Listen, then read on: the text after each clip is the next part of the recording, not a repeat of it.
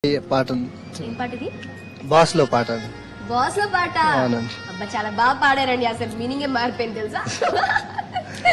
మరి మీరు లైఫ్ లో ఎప్పుడైనా లెమన్ కొట్టి జిల్ అయ్యే సీన్ ఎప్పుడైనా అయిందా? ఇంతవరకు అయితే ఇప్పుడు కాలేదండి. ఇంతవరకు ఎప్పుడు కాలేదు.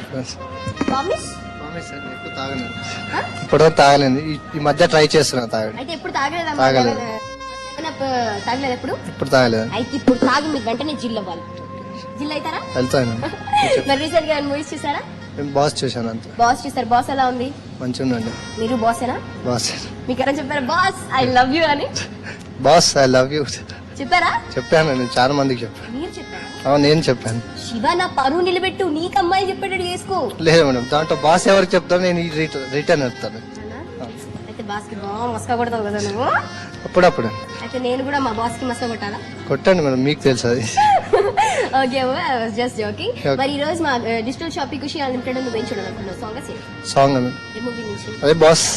మళ్ళీ బాస్? అంతే. This is too much boss. నీకు 5-6 అమ్మాయిలు బాస్ ఐ లవ్ యూ అని చెప్పేదాకా నీకు వేరే సాంగ్ ప్లే చేయను, ఓన్లీ బాస్ ప్లే చేస్తాను. మీరు చెప్పినట్టు ఓకేనా? Okay madam, thank you thanks. Shiva, bye. మరి మీ అందరి గురించి boss I love you movie నుంచి ఒక సూపర్ సాంగ్ చూసి ఎంజాయ్ చేయండి.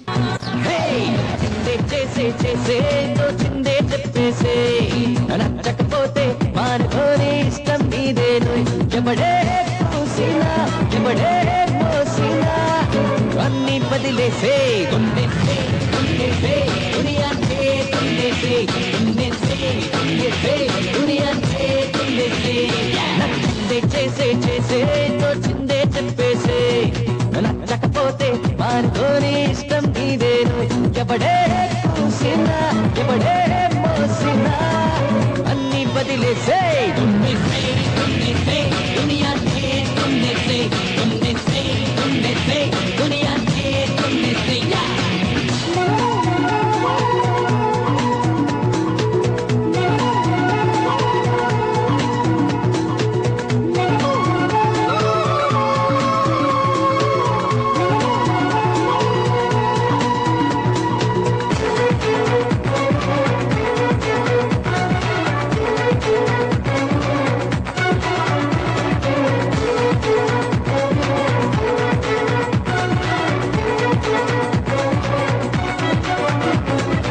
సొంత పేరు సొంత ఊరు బుందిగా మరి నీకు, సొంతమైన స్టైల్ ఉంటే తప్పుగానే కాదు. సో చూసారు కదండి, ఈనాటి మన డిజిటల్ షాపింగ్ ఖుషి అన్లిమిటెడ్ బాగా ఎంజాయ్ చేసాం కదా. ఇక్కడ ఒక్కొక్క పార్టిసిపెంట్స్ అయితే అదరగొట్టేసారు కదా. ఇలాగే వచ్చే ఎపిసోడ్ లో ఇంకా ఎంజాయ్ చేద్దాం. Until then, keep rocking. This is your host Ashish saying sayonara. పరారే పరారే పప్ప పరారే పండెక్కి భయం పరారే, చలో రే చిందేసి చలో రే పండంలో జయం ఖరారే, గుండె నరంలోకే షకివన భీమా తప్పు రసం పంపి భీమా కండ కండంలోనే రాకితన సీమ నిప్పు గుండం నింపి సల సల రాబోయ్ ఓ సైనికుడే రాబోయ్.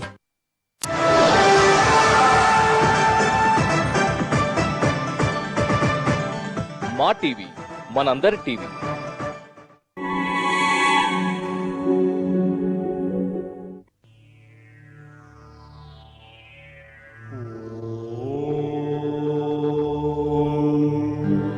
गणानां त्वा गणपतिं हवामहे कविं कवीनामुपमश्रवस्तमम् ज्येष्ठराजं ब्रह्मणां ब्रह्मणस्पत आनशृण्वन्नोतिभिः सीदसादनम् ॐ महागणाधिपतये नमः.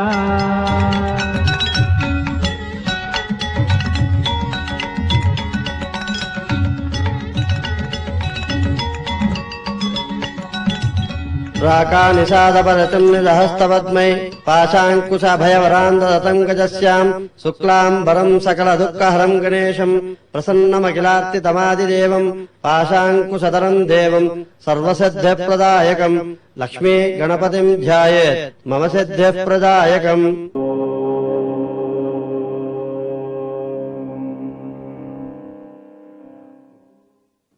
చాంద్రమానాన్ని అనుసరించి శుభతిథి క్యాలెండరు పంచాంగం ప్రామాణికగా ఈ వార ఫలితాలను తెలియజేస్తాను.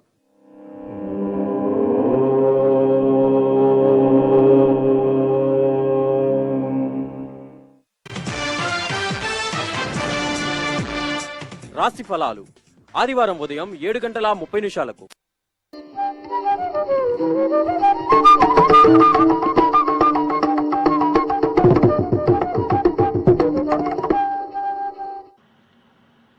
రాత్రిని నిశా అంటారు కదా, రాత్రిని నిశా, పగటిని దివా అంటారు. రాత్రి మనకి జీవితం అంతా ఒక రకంగా గడుస్తుంది, పగటిపూట మరొక రకంగా గడుస్తుంది.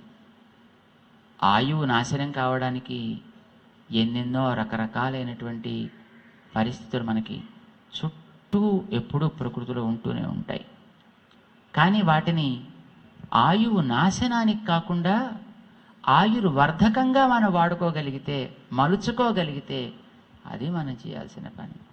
చూడండి, నీటి ప్రవాహం ఆయువుని తీసేస్తుంది కదా. నీటి ప్రవాహంలో కనుక మనిషి పడ్డాడు అనుకోండి, క్లోజ్. నీటి ప్రవాహం ఎక్కువైతే ఊళ్ళు మునిగిపోతాయి, ఏమని తెలుసును. నీటి ప్రవాహం చెడ్డదా? ఏం చేయాలి దాన్ని? వాడుకో, తగినట్టుగా వాడుకోవాలి. ప్రవాహం చెడ్డది కాదు, ప్రవాహం పోవాలని కోరం, అది మంచిది కాదు అని మనం అనం. కానీ ఆ ప్రవాహాన్ని కట్టవలసిన చోట కట్టి దాన్ని వదలవలసిన చోట వదిలితే ఆ ప్రవాహమే కొన్ని వేల లక్షల మందికి ఆయువుని పోస్తుంది, ఆధారాన్ని కల్పిస్తుంది, సంపదల్ని పెంచుతుంది, ఎన్నో ఉపకారాలు చేస్తుంది. నీరే, ప్రాణం తీసేది నీరే వాడుకోవడం చేత కాకపోతే, ప్రాణాన్ని పోసేది నీరే వాడుకోవడం చేతనైతే. మనం చేయాల్సింది అది అని మనకి ఈనాటి శ్లోకంలో సారం. శ్లోకాన్ని మేము చెప్తాం, ఒకసారి మీకు అది తెలిసిపోతుంది. దాని అర్థం ప్రత్యేకించి మళ్ళీ చెప్పక్కర్ లేకుండా అది మీకే అర్థమైపోతుంది. భజయతి రాజం భజయతి రాజం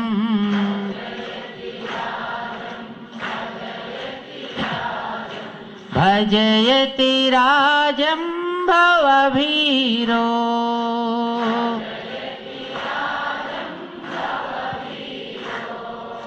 శ్లోకంలో 5వ శ్లోకం.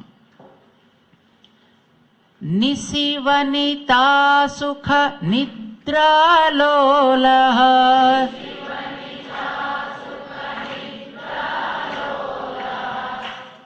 పగటిపూటని ప్రాతః అంటారు, ఉదయాన్ని ప్రాతః అంటారు, సాయంకాలాన్ని సాయం అని అంటారు, ప్రాతకాలం అంటాం కదా. అంటే వీడికి లేస్తూనే ప్రారంభం. ప్రాతః పరదూషణ పటుశీల.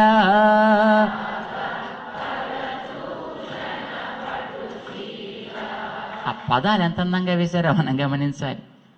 ప్రాతః అంటే పొద్దున లేవడం ప్రారంభించగానే, పరదూషణ పటు, అందులో కూడా మళ్ళీ పాఠవం చాలా గొప్పదే. అంటే వీడికి abilities are great to hate others. పోనీ అదేదో ఒకరోజు తిట్టి ఊరుకోవడం కాదండి, అది శీల అంటే అదే నేచర్ వాడికి. అంటే పొరపాటును కూడా పక్కవాడిలో ఉండే మంచిని చూడడం అనేది చేతకాని బతుకు. ప్రాతః పరదూషణ పటుశీల.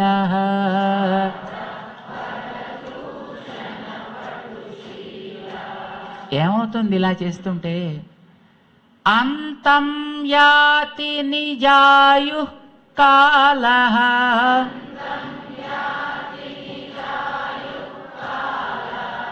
ఆయుఃకాలము అంటే మనకిచ్చినటువంటి ఏజ్.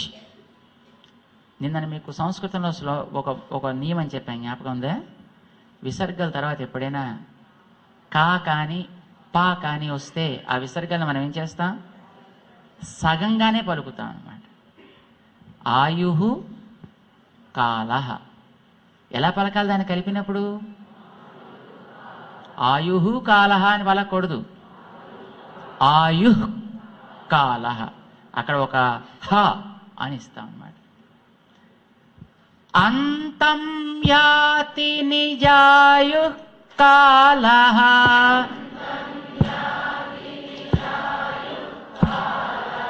కిం జానాతి నర పశులీలా.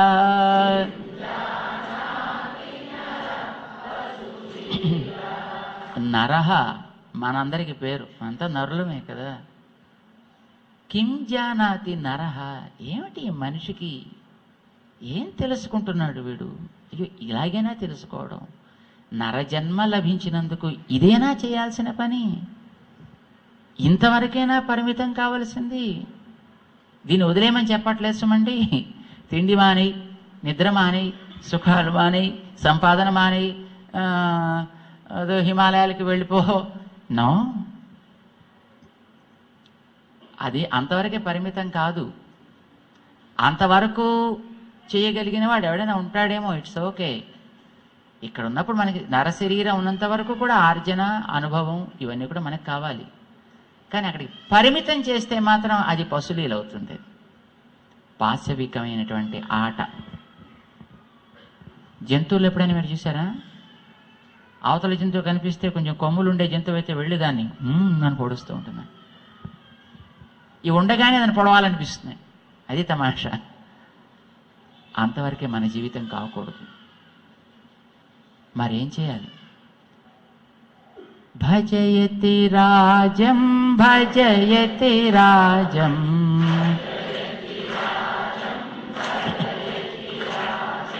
భజయతి రాజం భవభీరో,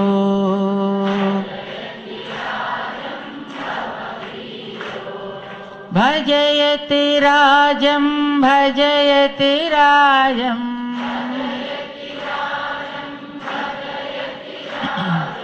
భజయతి రాజం భవభీరో,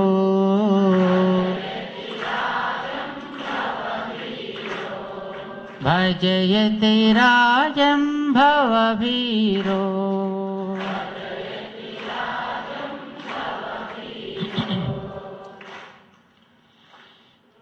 లోకంలో ఉండేటటువంటి జనాన్ని చూసి పాపం చాలా ఆశ్చర్యపడతారు మన పెద్దలు, మన ఆచార్యులు. నమ్మాళ్వార్ మన ఆళ్వార్లలో ఈ కలియుగంలో 40వ రోజున అవతరించినటువంటి మహానుభావులు.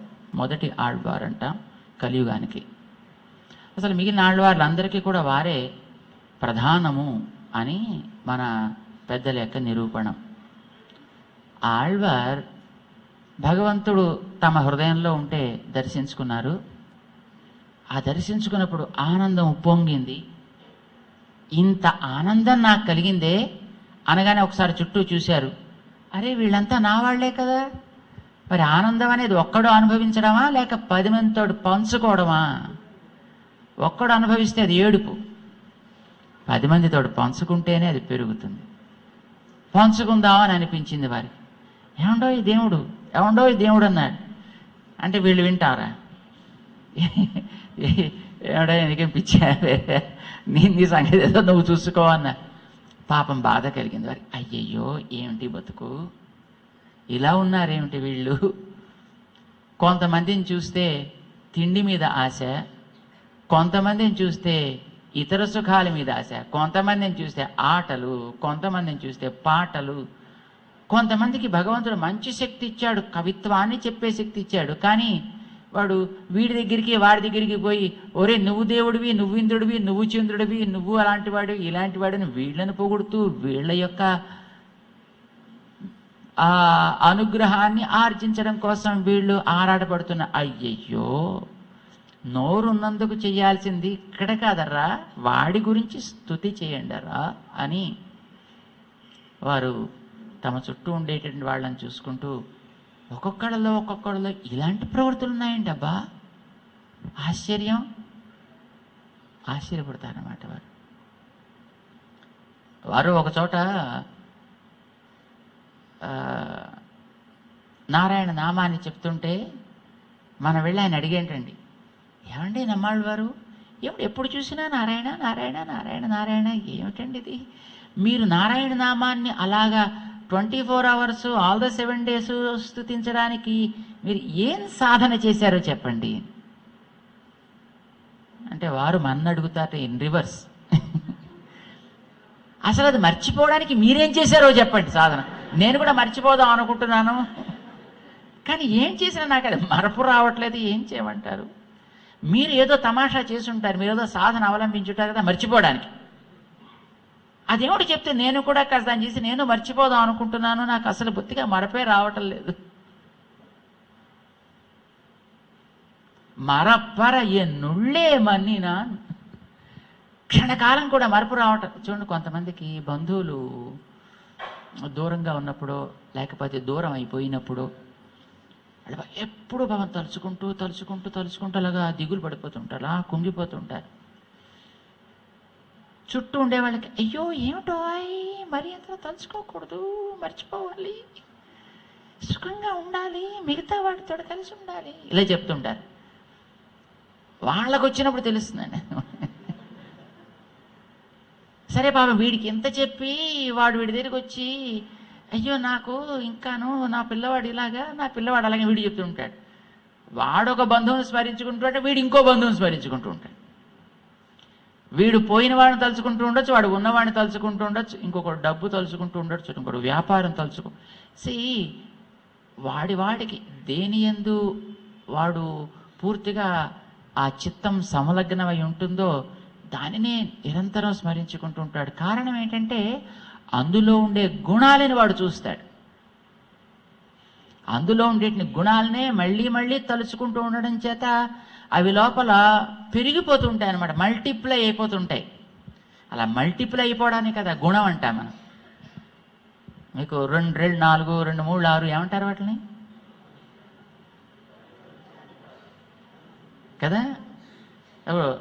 3 × 5 ఏమంటారు దీన్ని? గుణకారం అంటారు. అంటే ఏం చేయడం? దాన్ని మల్టిప్లై చేయడం అన్నమాట కదా. గుణం అంటే అది మల్టిప్లై అయ్యేది. ఒకసారి మనం తలుచుకున్నామంటే అది మళ్ళీ మళ్ళీ మళ్ళీ మళ్ళీ అది మనలో మల్టిప్లై పెరిగిపోతుంది అన్నమాట. ఒక్కొక్కరికి ఒక్కొక్క దాని ఎందు ఉంటుంది అట్లాగా. కానీ మనం తెలివి ఉన్న వాళ్ళం కనుక ఏది లాభసాటో ఏది మంచిదో దాని ఎందు పెట్టుకోవాలి. దానిని మనలో అలాగా అది గుణించబడేట్టుగా తయారు చేసుకోవాలి. తాత్కాలికంగా నశించిపోయే దాని ఎందే పెట్టుకోకూడదు. అది కూడా ఉండొచ్చు, ఇట్స్ ఓకే, కానీ అక్కడికి అది పరిమితం కాకూడదు. ఇప్పుడు నశించనిది ఏది చెప్పండి ప్రపంచంలో? ఆత్మ. గుడ్. ఇంకా పరమాత్మ కూడా నశించదు కదండి. ఏమిటి మనం తప్ప ఇంకేం లేనట్టుగా మాట్లాడతారు. ఆత్మ నశించదు, పరమాత్మ నశించదు, ప్రకృతి కూడా నశించదు.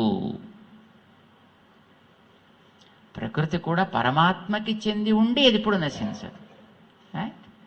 అంచేత నశించని దాని ఎందు మనసు పెట్టుకోండి, నశించే వాటి ఎందు పెట్టుకోకండి. అది మంచి పని. ఆ నశించని వాటిని మనకి చూపించగలిగేది ఆచార్యుడే. ఆత్మ నశించనిది, కానీ ఆత్మని గురించి మీకు కనిపించదు. చూసారు ఎప్పుడైనా మీరు ఆత్మని? కనిపిస్తుందా మీకు ఎప్పుడైనా ఆత్మ? No, you can't. No one. చూపించేవాడు ఎవడన్నా కావాలి. పరమాత్మ ఎప్పుడైనా మీకు కనిపిస్తాడు? చూపించేవాడు ఉంటే కనిపిస్తాడు. ప్రకృతి ఎప్పుడు నిరంతరం మారుతూనే ఉంటుంది. మనం చెప్పుకున్నాం కదా, ప్రకృతి ఎప్పుడు ఒక రూపంలో ఉండదు, నిరంతరం it's always in a state of flux. ఎప్పుడు మారుతుంటుంది. మారకుండా ఉండేట్టుగా దాని రూపాన్ని నీకు చూపించాలంటే మళ్ళీ ఆచార్యుడు కావాలి. ప్రకృతి కూడా చెడ్డది కాసమండి, ప్రకృతి మంచిదే, కానీ దాంట్లో ఉండే ఆ మంచిని నువ్వు గ్రహించగలిగేట్టుగా చేయాలంటే మళ్ళీ గురువు కావాలి.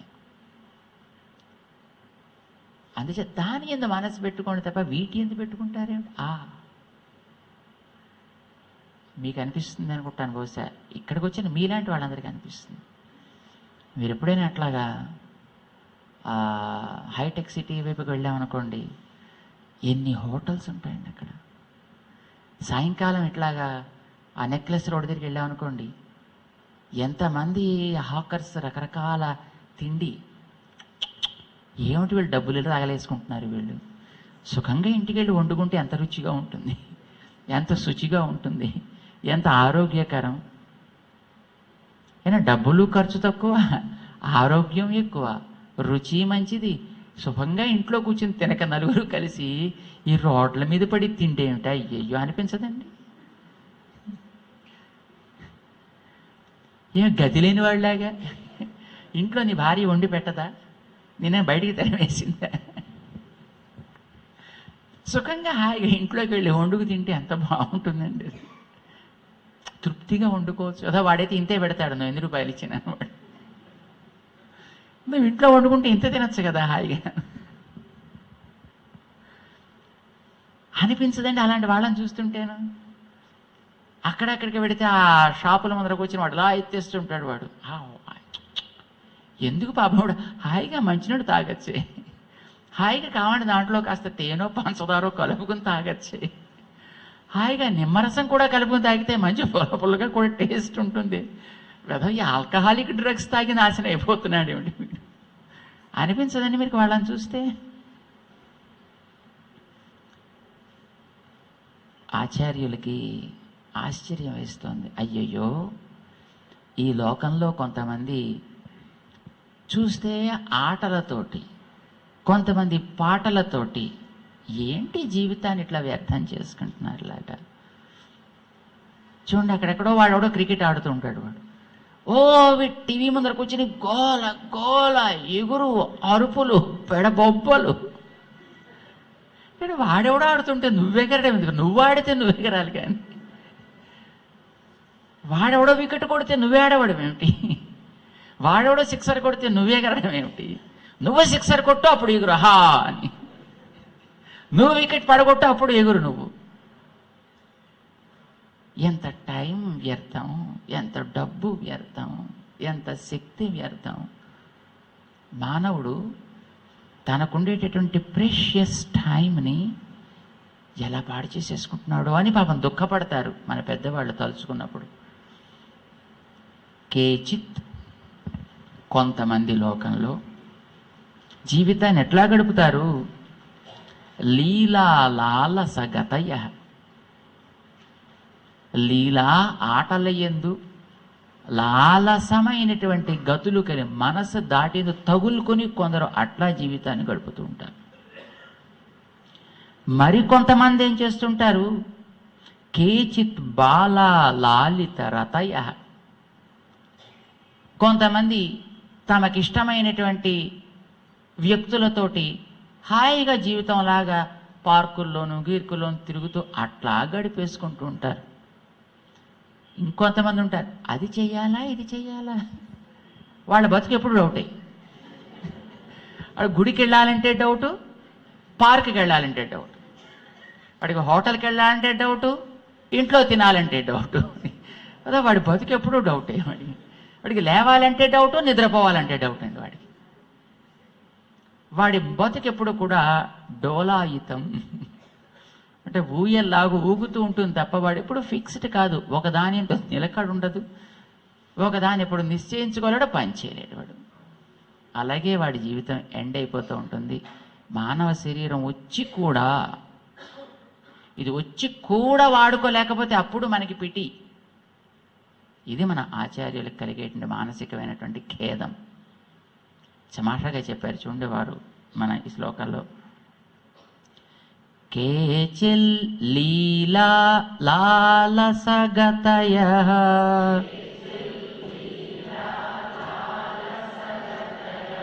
కేచిత్ బాలా లాలిత రతయః,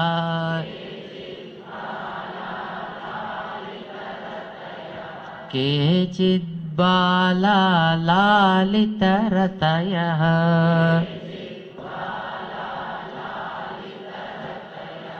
కేచిద్ డోలాయిత హతమతయః,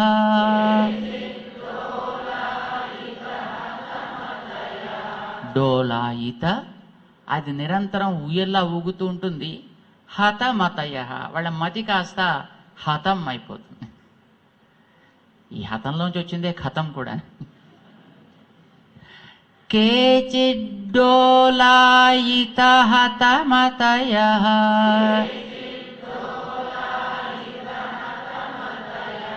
బాధేస్తోంది పాపం వీరికి. అయ్యయ్యో కేపి న సంతి అర్చిత యతిపతయ. మనని బాగు చేసేటటువంటి ఒక వ్యక్తి అక్కడ ఉంటుంటే ఆ వ్యక్తిని ఆశ్రయించి తరిద్దామని అనిపించకుండా పాపం చుట్టూ తిరుగుతున్నారే. న సంతి అర్చిత యతిపతయ.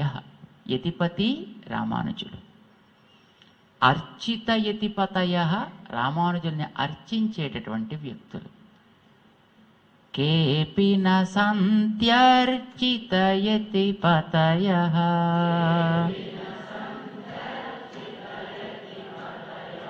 కేపి న సంత్యర్చిత యతిపతయ.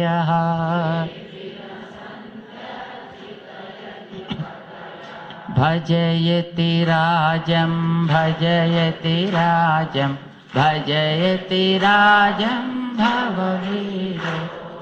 భజయతి రాజం భజయతి రాజం భజయతి రాజం భవ.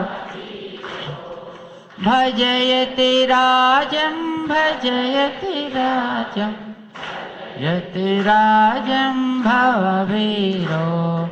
భజయతి రాజం భజయతి రాజం భజయతి జం భవవీరో. భజయతి రాజం భవవీరో. భజయతి రాజం భవవీరో. బోల్ భాష్యకార్ రామానుజ స్వామీజీ మహారాజ్ కి.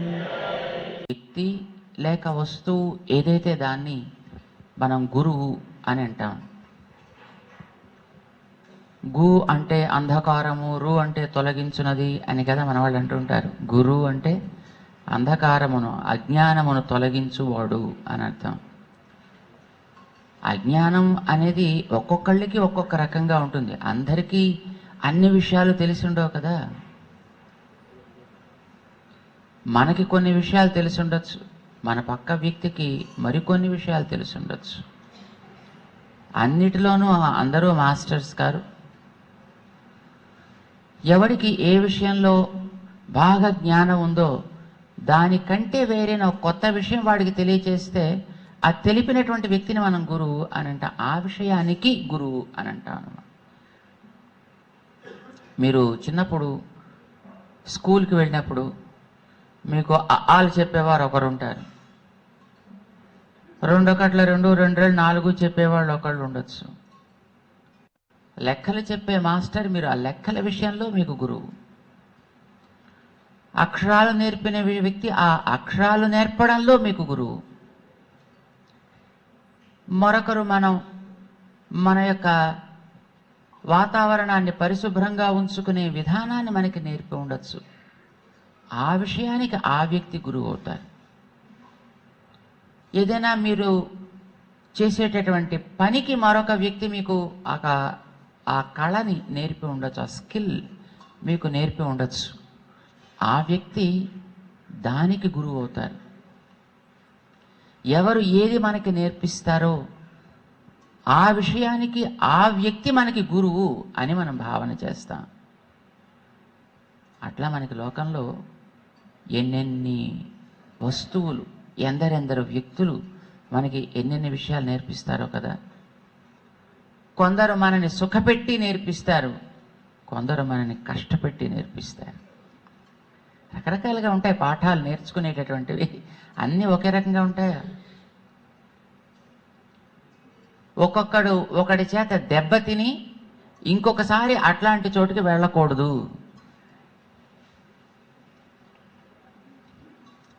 మనం చూడండి, కొన్ని ఇష్యూస్లోకి మనం తలపెట్టడానికి ముందర మనకి రకరకాల విషయాల మీద శ్రద్ధ ఉంటూ ఉండేది. కొన్ని విషయాల్లోకి మనం తలదూర్చి దాంట్లో ఏదో మనం చేయడం చేత ఇలాంటి విషయాల విషయంలో మనం జాగ్రత్తగా ఉండవాలి అని మన తర్వాత మనకో పాఠం వచ్చింది. ఆ రకంగా అది మనకి నేర్పిన వ్యక్తి ఎవరో ఆ వ్యక్తిని మనం గురువు అని అంటాం. ఆ విషయానికి ప్రపంచంలో మన చుట్టూ ఉండేటటువంటి ప్రతి వస్తువు, ప్రతి వ్యక్తి నిజానికి మనకి గురుతుల్యులే.